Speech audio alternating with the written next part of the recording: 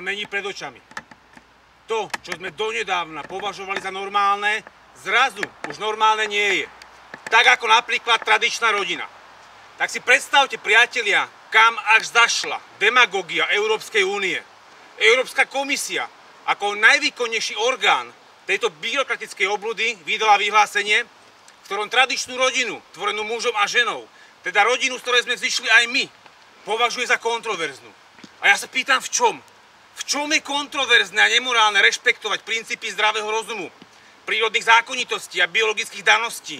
To sa mám akože doma páriť so sušiakom na prádlo, alebo s konferenčným stolíkom, alebo mám ísť do zoologickej záhrady, odtiaľ si dovlieť zebru domov, z dlhého pochodu nejakého homosexuála alebo transvestitu a s nimi žiť v spoločnej domácnosti?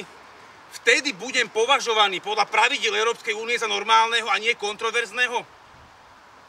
Slováci, my vôbec nepotrebujeme veci ako duhový pochod s homosexuálmi a kadejakými deviantmi, ktorí bez váhania demonštrujú verejne svoje zvrhlosti. My vôbec nepotrebujeme migrantov a multikultúrnu spoločnosť. Nepotrebujeme ani pedofíliu, otváranie tejto kapitoly a obhajcov a súcitnosť s touto deviáciou. A už vôbec nepotrebujeme viac Európy tak, ako to zvyknú hlásať najmä tí naši liberálni politici. To, čo Slovensko potrebuje, je návrat späť ku koreňom, k hodnotám, ktoré formovali náš národ už po stáročia.